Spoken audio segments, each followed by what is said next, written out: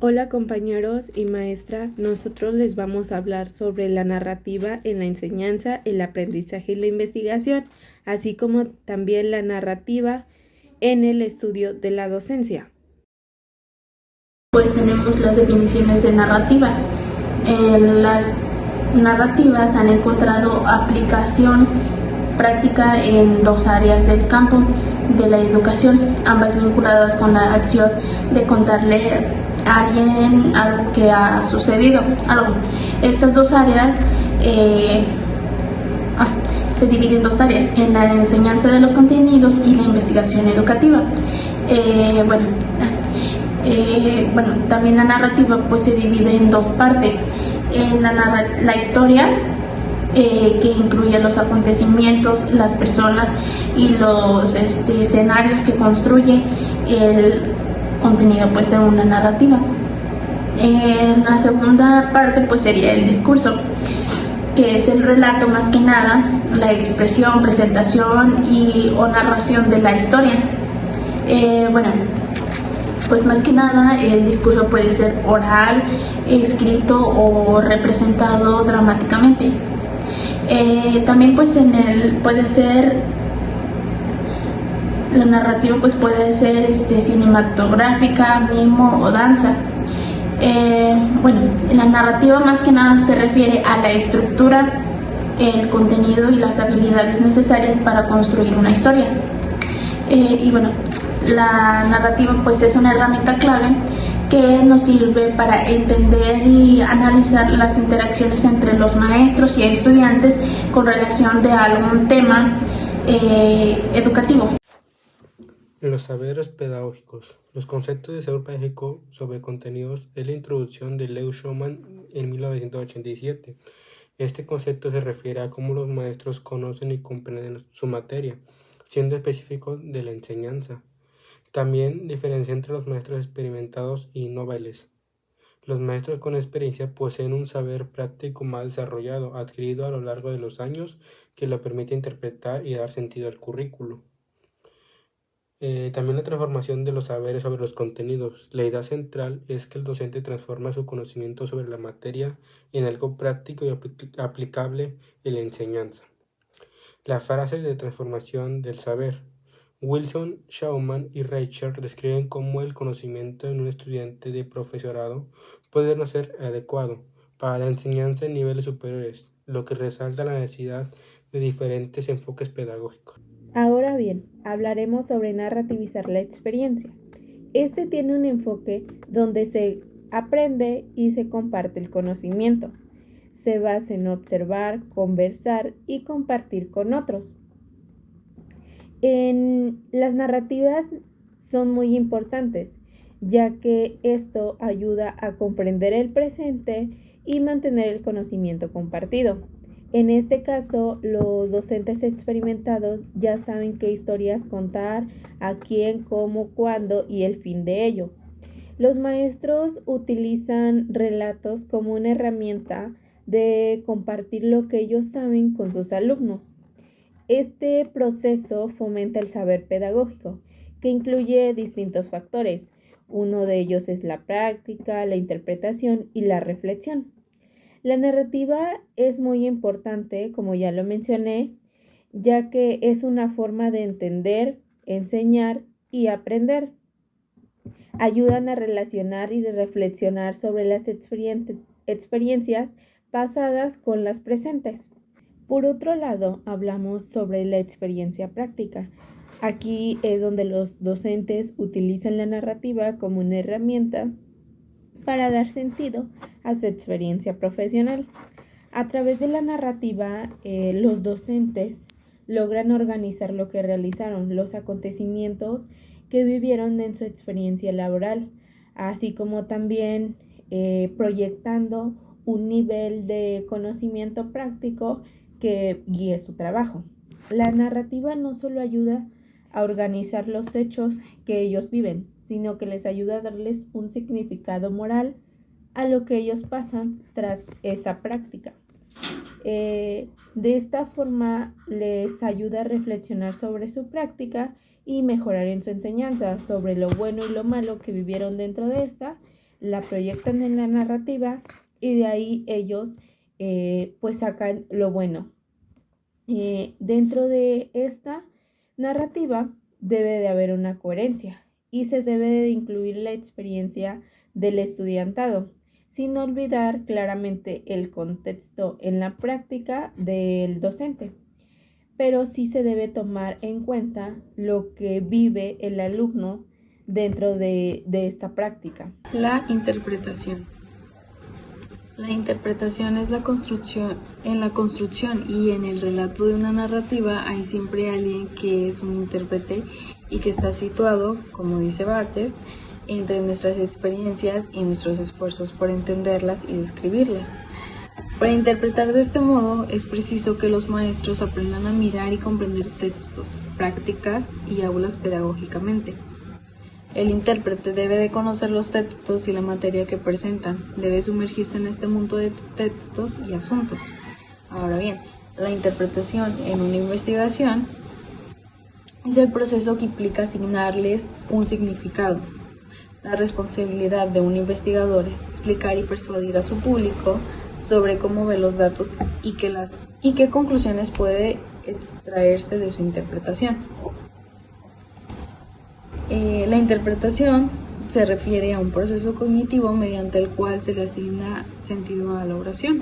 Simplemente es interpretar de acuerdo a lo que está dicho en algún texto o a sucesos o acciones, es simplemente dar como tu punto de vista a eso.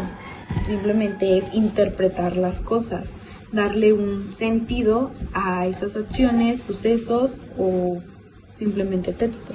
La reflexión. ¿Qué es la reflexión? La reflexión consiste en pensar, meditar y evaluar sobre los comportamientos, pensamientos, actitudes o motivaciones. La reflexión es una estrategia que permite obtener información sobre el proceso de aprendizaje. La reflexión implica la explicación meditada de los hechos pasados. Los sucesos no tienen por sí mismos una conexión cognitiva, sistemática. Se ubican uno detrás de otro en una secuencia temporal y solo a través de la reflexión adquieren sentido y empiezan a asumir la forma de un relato. Lo cual que para hacer una narrativa o un relato, la reflexión solamente es la explicación de todos los hechos que pasaron. Aunque estos pues van uno detrás de otro y no tienen que seguir, siguen un orden, una secuencia simplemente temporal, pero solamente a través de la reflexión adquieren un sentido. Un ejemplo podría ser que yo haya desayunado y después fui al centro comercial.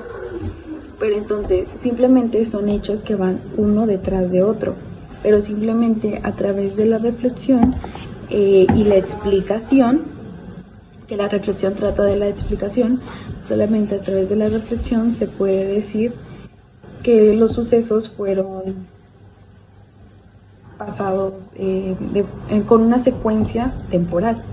La reflexión crea un equilibrio delicado pero importante entre dos estados de ánimo: el equilibrio reflexivo y la espontaneidad perceptiva. El equilibrio reflexivo es también un estado de cosas, un punto de llegada desde un proceso de ajuste y reajuste en el que consiste el regateo o la transacción de producto del diálogo, de las discusiones y de la negociación sobre la validez de los principios y realizado a partir de nuestros juicios morales. La espontaneidad. ¿Qué es la espontaneidad?